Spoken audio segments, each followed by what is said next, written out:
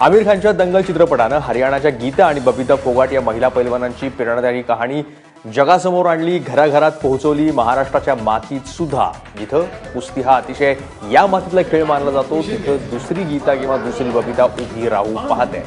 तिचं नाव आहे सोनाली कोंडिबा मंडली। सोनाली ही मूळची अहमदनगरची आहे। कर्जतमधल्या कापरेवाडीत ती राहते आणि नगरच्या या लेकीनं अहमदनगर जिल्हा चषकासाठी येत्या रविवारी होत असलेल्या कुस्ती स्पर्धेमध्ये पुरुषांना आपल्याशी कुस्ती खेळण्याचं आव्हान त्यात सोनाली मंडलिकची बातचीत केली आमचे प्रतिनिधी पांडुरंग रायकर यांनी।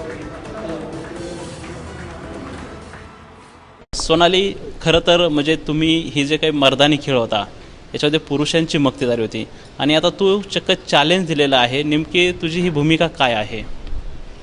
म्हणजे मी लहानपणापासून जेव्हा कुस्ती सुरू केली ना, पहिल्यापासून मी मुलांबरोबरच कुस्ती करायची आणि आत्ता माझ्या 23 तारखेला ज्या स्पर्धा आहेत तिथं माझं मुलींना पण आणि मुलांना पण चॅलेंज आहे 48 ते 50 वजनापर्यंत दोघांबरोबर मी कुस्ती करायला तयार आहे।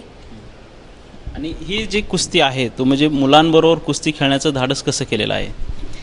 म्हणजे लहानपणापासूनच मला मुलांबरोबर खेळायची सवय होती। मुली कुस्ती खेळतात हे सुद्धा मला माहीत नव्हतं। मी मुलांबरोबरच प्रॅक्टिस करायचे, त्यामुळे मला असं मुलांबरोबर खेळायला अजिबात भीती वगैरे काय वाटत नाही। लहानपणापासून मी मुलातच प्रॅक्टिस करते। आणि या कुस्ती खेळण्याचं पाठबळ तुला कोणामुळे मिळालं किंवा तुला कशामुळे ही प्रेरणा मिळाली?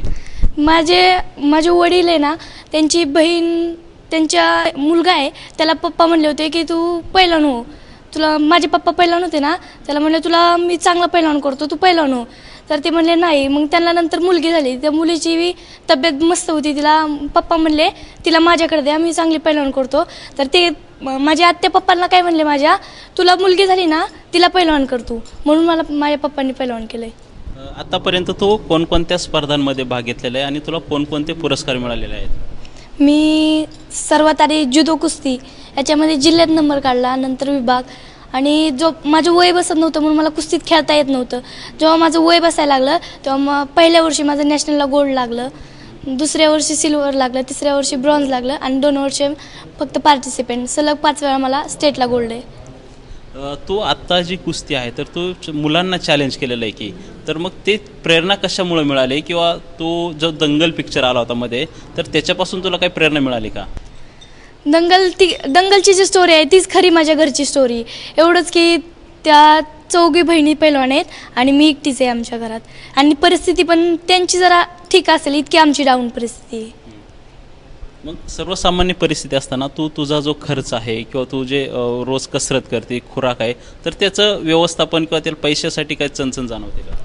हो, माझे पप्पा जसे शेतीहून पुरवत येईल, आता 4 वर्ष झालं दुष्काळ पडलाय, त्यामुळे शेतीतून तर काहीच नाही। आता आमच्या वडिलांवर खूप कर्ज आहे, ते मला महिन्याला 10-15 हजार रुपये आता सध्या खर्च करतात। आता पैशाची व्यवस्था होत नाही म्हणून माझ्या वडिलांनी शेती विकायला काढली आमची। आणि मग याच्या तुला कोणी मदत करतं का? सरकारी पातळीवरून तुला मदत किंवा दुसरं कोणी मदत करतं का ह्या तुझ्या रोजच्या ज्या खुराक असेल किंवा याच्यासाठी? नाही, फक्त पप्पाच। पप्पा जे वरून जे काही मिळेल ना ते पप्पाच खर्च करते, मला मम्मी शेती करते।